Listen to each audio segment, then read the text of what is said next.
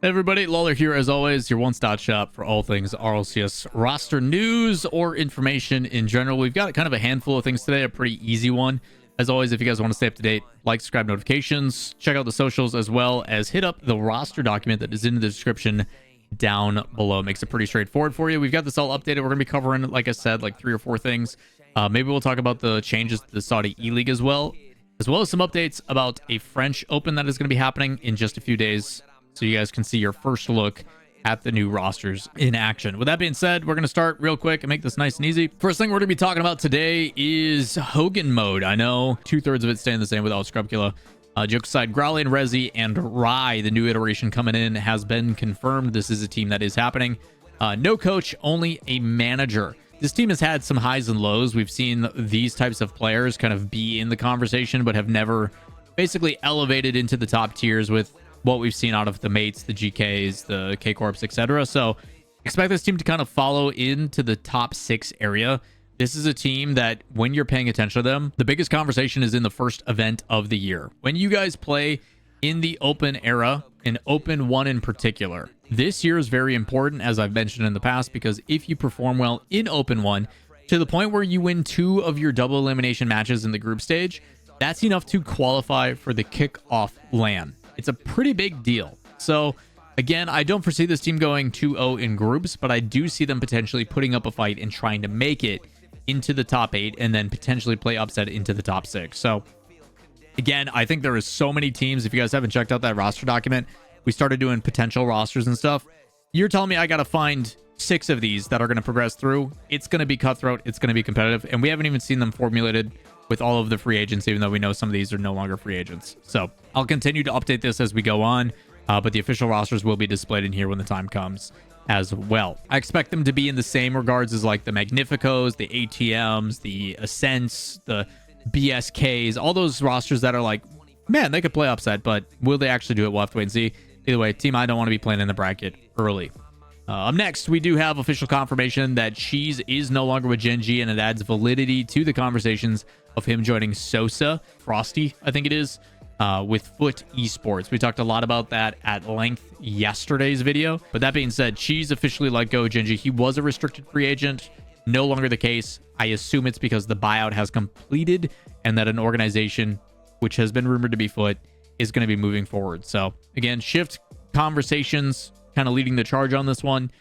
This just kind of further confirms it from the looks of it, in my opinion.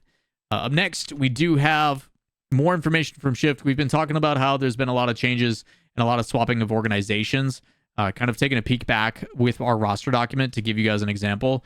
What I'm going to be doing is I'm going to be having the org staying consistent with what they ended this season with.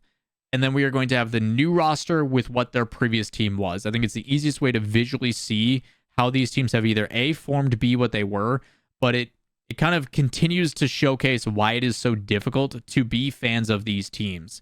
As much as I want to continuously support an organization, we talked about this earlier, you know, someone is like, I was lucky that I picked G2 as my favorite team. They had the same roster for such a long time that it made it very easy to be a fan of the roster. But when you have some of these rosters come in and like ninjas in pajamas sake, hey, we've got a South American team, we've got a European team. Okay, we're still in Europe, but we've got a completely different iteration, not a single similar player, not even the coach is staying the same. It does make it a little bit difficult to really buy into a org versus a player. Creates more complications for when it comes to building fan bases and building team support versus individual support. But the rumors right now, NIP are looking to pick up Yoris, Oli, and CRR. We knew that those 3 were likely rumored to be paired together. But what I am happy to see is Coach LBP, if you guys don't know, very familiar over in the OCE scene, was with Chiefs for a really long time, has helped out many an iteration of roster. The kind of 2 big spearheads of coaching in OC have been LBP and Jimma. Jimma is still with Wildcard. We'll talk about them next, but very excited to see. LBP has always focused more so on the mental side and more so the intangible side rather than in-game coaching, but has been around the block for quite a while, many international experiences, and I think a very level-headed and very mature approach to a team. I think this will suit him well. A lot of people still criticizing the team and not saying certain players are the right fit, but new environment, new team. Obviously, I got to involve myself with Yoris and Oli at one point. but they went their separate ways. Excited to see them actually stick together. Curious on how this one's going to play out. Like many teams, I just don't know what they're going to look like on the field, and we'll have to wait and see. Going over to North America, we do have one, and of course it is the young gun in Mech, who potentially might be leaking rosters for the second time. This time it's not through ball chasing, it's actually through his shorts on YouTube.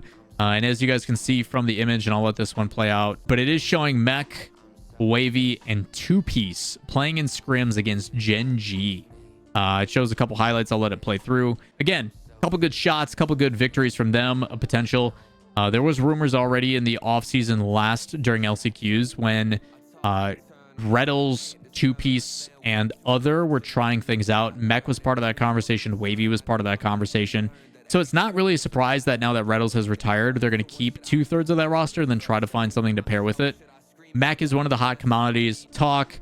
You still have other players available like 5-Up and stuff that I wouldn't be surprised if they test out. But Mech is just trying to showcase some clips for YouTube content. But it does provide us a tiny bit of insight of what they've been trying out and what could be. So 2/3 of the old Shopify trying out Mech. Maybe it ends up resulting. Obviously, these clips are them winning 5-0 in one game, and then in another game, they win in an OT. So maybe some good results. Again, Gen G is a very solid team. When I was coaching Carl, they were one of the teams that gave us the most difficulty. They always played us really, really close in series and scrims. So good to see from them. Up next, on top of that, and I talked about alluding to this a little bit, Shift kind of tweeting some things. I know people are going to look at this and kind of meme and be like, hey, another fun little rumor. NRG likely to stick roster announcement. You know, wildcard is different because there has been two sides of the coin. The first one is the fact that OC is pretty notorious for shifting things around. They are almost always in the offseason. They're taking their like top 12 players. They kind of shuffle it randomly, and then they go, okay, you guys go wildcard, you guys go Chiefs, you guys go ground zero, you guys go power. And that's happened forever. Very rarely have we seen the top team fully commit to the same, but at the same time, I feel this is similar to NRG at NA. This is OCE's NRG. Torsos, Behead, and Fever have proven that they can make every single event. They have proven that, you know what, if I look around, who am I going to replace?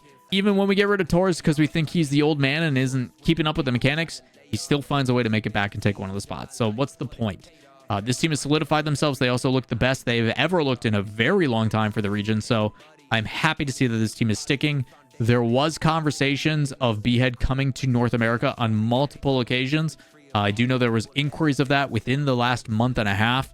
It doesn't seem like those things played out, especially with Raziers no longer being for the region with Gus and Hunter over on Chiefs for Healthy Chiefs.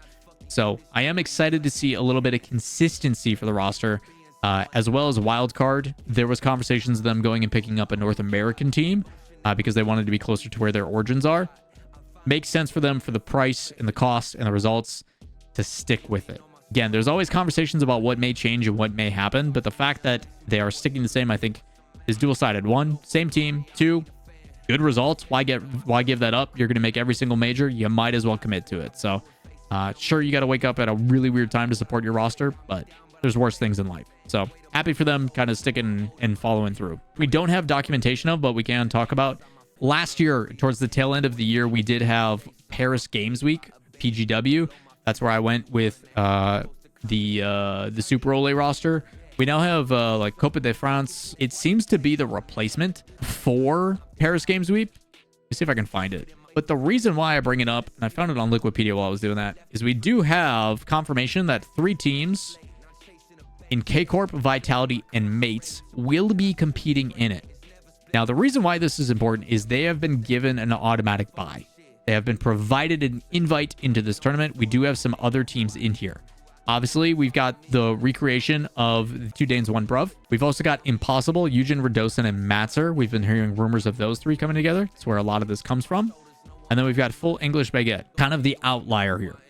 So the cool thing is, in what is going to be 5 days, 4 days after you guys see this video, we are going to see these teams competing, and the top 4 get to go compete at a LAN final. If you guys haven't seen in the past, this is basically identical to what we saw from Paris Games Week last year. Last year was the same thing. We had 8 teams. We played in 2 qualifiers. If you were top 2 in each qualifier, you got to go to the LAN finals and then play at the convention that they had at Paris Games Week. This seems very, very similar to that. This seems like the replacement. Webedia, which is the parent company, is the one that put that on. So a lot of this stuff seems the exact same. But the cool thing is you are going to see for the first time these new rosters in full form in just a handful of days. That's why I'm bringing this up. That's why I think it is important. So if you guys are trying to stay up to date on, hey, how are these teams performing? What do they look like? We're going to get our first taste of what these teams are in just a short amount of time. Broadcast, though, will be on /_FTV. Twitch.tv//_FTV. So if you guys are trying to watch these rosters in action, that is the way to do it. It's also probably how I'm going to title this video. First look at the new rosters coming soon. So either way, that is what I've got for you guys. That is the updates that we do have. Should be pretty exciting. Either way, if you guys have any additional questions, comments, concerns, let me know down below. Check out the Discord. Check out the Twitch, all the social medias.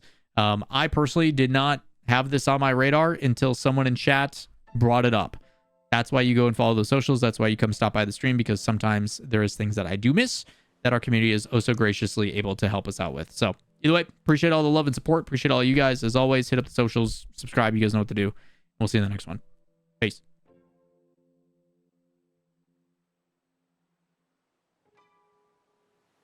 Waves of blame, they crash on my shore. Pristine and beautiful, yet hateful, touching every pore. Often settles, but I hold no doubt there's plenty more.